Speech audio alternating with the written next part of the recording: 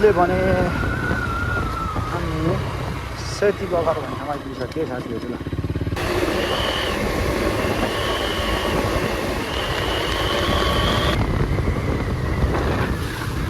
हेर्न सक्नुहुन्छ गाडी चाहिँ निकै ठुलो खोला छ।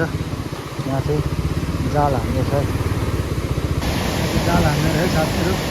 यो चाहिँ मेरो गाउँको खोला है साथीहरू। यहाँ जाल हान्ने साथीहरू यहाँनिर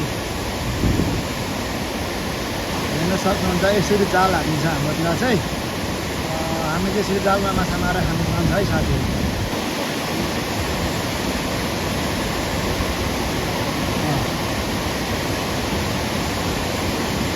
उनीहरू देखिन्छ ठिक छ साथीहरू। खोला ठुलो छ हाम्रोतिर चाहिँ खोला यस्तो छ है। हेलो साथीहरू, यो चाहिँ सेती बगर हो। हाम्रो चाहिँ घर जाने बाटो यहाँदेखि उकालो हो साथीहरू। यस्तो छ। अब चाहिँ अफरोड छ साथीहरू। यस्तो छ है। ल गाउँ जाने बाटो यस्तो छ है साथीहरू। हेर्न सक्नुहुन्छ मेरो गाउँ जाने बाटो चाहिँ डेन्जर छ। बाटो चाहिँ यस्तो छ साथीहरू। हाम्रोतिर जाने बाटो हेर्न सक्नुहुन्छ है। बाटो चाहिँ यस्तो छ।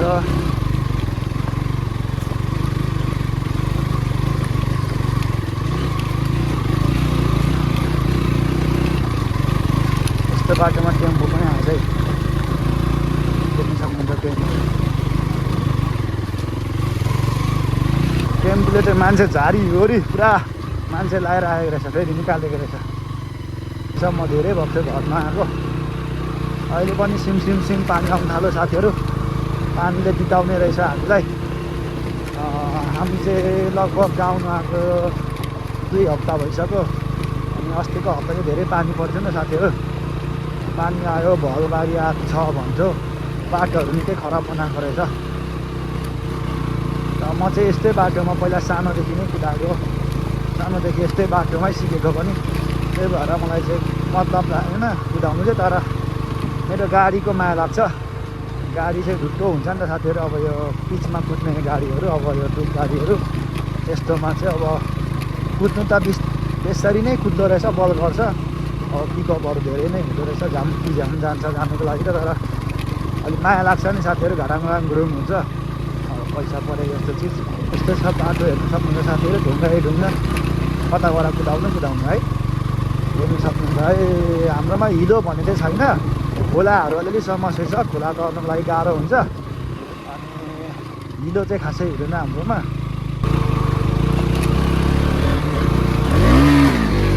ओ माई गड, ढुङ्गा छ क्या साथीहरू। यसमा कुदाउनु जस्तै गाह्रो हुन्छ क्या। यस्तो ढुङ्गा छ। बुरुक उफार्छ है साथीहरू। यस्तो छ क्या हाम्रोतिरको बाटो चाहिँ। हिलो चाहिँ छैन। यस्तो छ क्या गाडी चाहिँ धुद्धा हुन्छ। यहाँदेखि चाहिँ यता छिनामाखु वादमा जाने बाटो, यता चाहिँ हाम्रो टिममा जाने बाटो। हेर्नु सक्नु साथी तल देखेको दृश्य रोडहरू चाहिँ यताबाट जाँदाखेरि चाहिँ काठमाडौँ अनि भोजु धनकुटा हुँदै कहाँ धरान पुग्छ। तल हाइवे छ अनि हामी माथि आइसक्यो। यस्तो छ है साथीहरू गाउँको बाटो चाहिँ। हिरको बाटो अप्ठ्यारो भने जस्तो गाउँको बाटो चाहिँ यस्तो छ। ढुङ्गा कहाँबाट जानु, के गरौँ, कसो गरौँ भन्ने खालको छ है। के अरे पुरै आँखा नै पिरो भयो क्या गाइज। पोलो क्या पिरो, मतलब आई मिन पोलो। कस्तो खालको किरा हो त। बाटो डेन्जर छ साथीहरू। हाम्रो गाउँको चाहिँ यस्तो छ बाटो। यस्तो छ। आज हेरौँ घरमा बाउ आमाले छोरा बल्ल आएको उपलक्ष्यमा भाले काठै काट्दैन रहेछ। हेरौँ बाउ आमाको मन आज गाइजहरू। यस्तो छ बाटो चाहिँ हाम्रो। मेरो बाउ आमाले भाले काट्दिनु भने म देखाइहाल्छु साथीहरू। लास्टमा बनाउने चाहिँ मै हुन्छु नि फेरि। यस्तो छ बाटो। माई गड, ओह्रालोमा देख्दैछ साथीहरूले।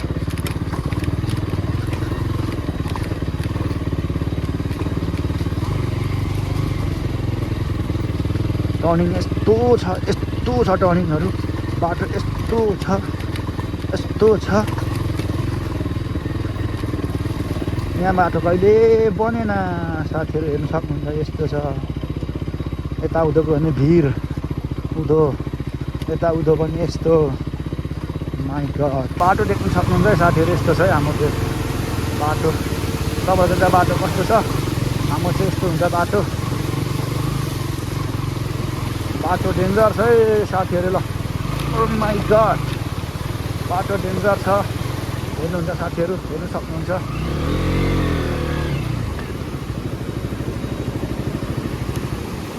ल बाटो डेन्जर छ साथीहरू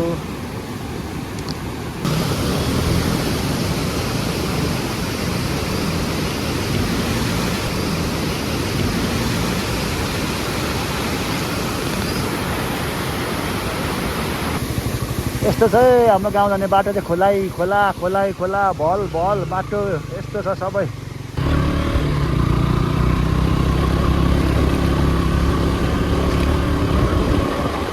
अहिले चाहिँ भने साथीहरू म टिममा आइपुगिसकेँ यहाँबाट चाहिँ यता चाहिँ ओडाकाले जाने बाटो तपाईँहरूलाई देखाउनु सक्छु यहाँदेखि त ओडाकाले जाने बाटो पर देखेको भवनहरू ओडाकालेहरू यो बाटो यता अनि हामी चाहिँ यता लाग्छौँ है घर जाने बाटो चाहिँ यता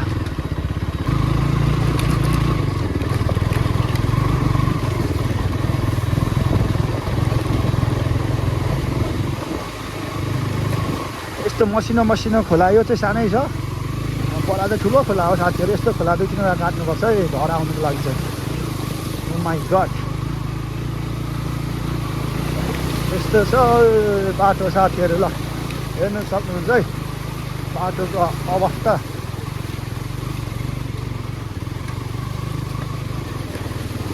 ल साथी अस्ति हामीले श्रमदानबाट बनाएको एउटा काठे पुल यो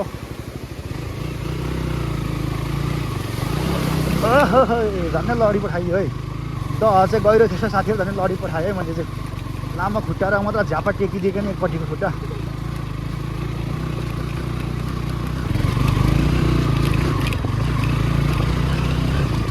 फाइनली साथीहरू घर आइपुग्न लाग्यो है बाटो चाहिँ यस्तै मात्र छ सोलिङ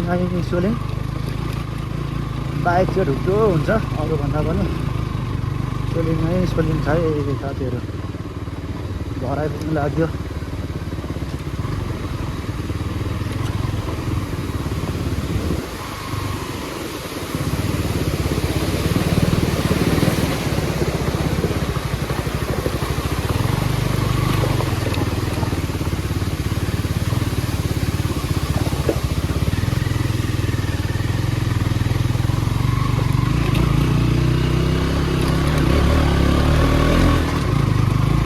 बाटो हेर्नु सक्नुहुन्छ साथीहरू यस्तो छ है मेरो गाउँतिर चाहिँ तपाईँहरू आउनुभयो भने तर्सिनु होला बाटो हेरेर हिँडो चाहिँ छैन एकदम सोलिङ चाहिँ धेरै छ गाडी चाहिँ धुजा हुन्छ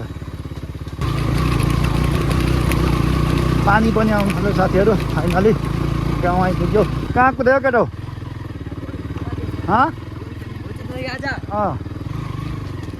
ल साथीहरू अब फाइनली घर आइपुगेँ अहिले चाहिँ पुरा बल खेलिरहेको छ केटाहरू मेरो गाउँमा केटाहरू बल खेलिरहेको छ हेलो साथीहरू फाइनली म चाहिँ घर आइपुगिसकेँ अहिले चाहिँ मेरो केटाहरू यहाँनिर पुरा गेम खेलिरहेछ अब म घर आइपुगेको छु खतरा गोल किनेछ केटाहरूले ढ्याक गर्दैछ गोल हेर्दाखेरि त मेरै जस्तो छ यस्तो गोल छ यहाँ खेलिरहेछ केटाहरूले राजाले लगेर कति दिन राखेको थियो केटाहरूले उठाइदिएछ हेर साथीहरू पम्प लाउनुपर्छ नि त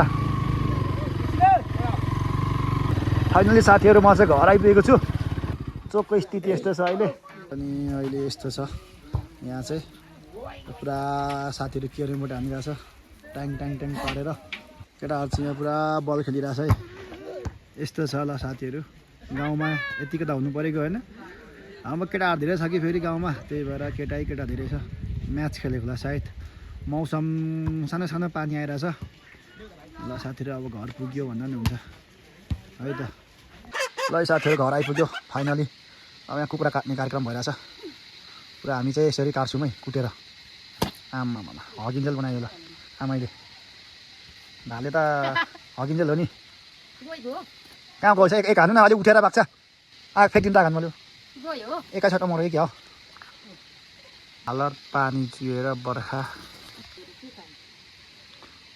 हेलो साथीहरू फाइनली घर आइपुग्यो आमाले चाहिँ कुखुरा पनि काटिदिइसक्नु भयो यसरी अब यो चाहिँ म पोलपाल गर्छु कुखुरा मारिदिइसक्नु भाले पुरै घर आइपुगेछ धेरै समयपछि घर आइएको छ है साथीहरू ल है साथी घरमा आएर लोकल कुखुरा काट्यो यसरी यो चुच्चो पहिला फ्याँक्छौँ हामी चाहिँ अनि खुट्टा पोल्छौँ यसरी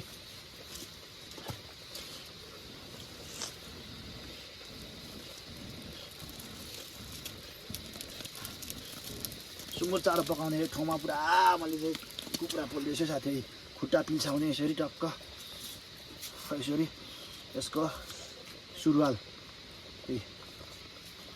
यसरी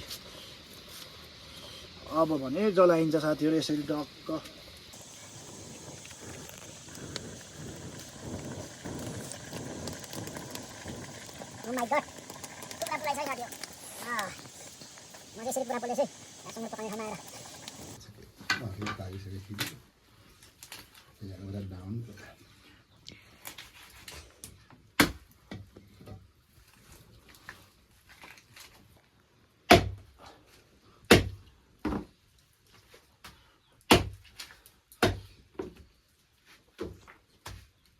Bahasa orang ke sana pada mati lah cerita.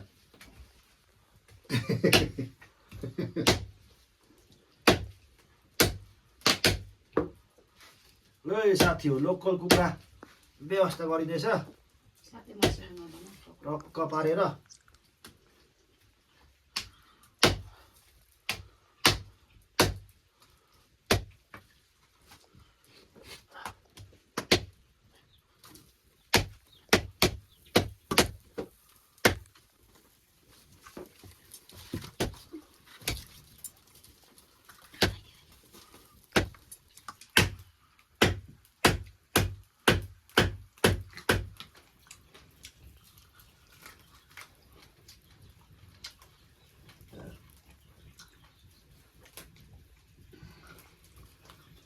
Lu pakai.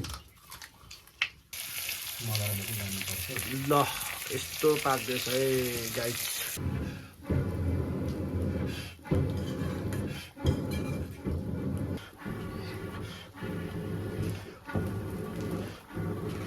Ini lah masih lah.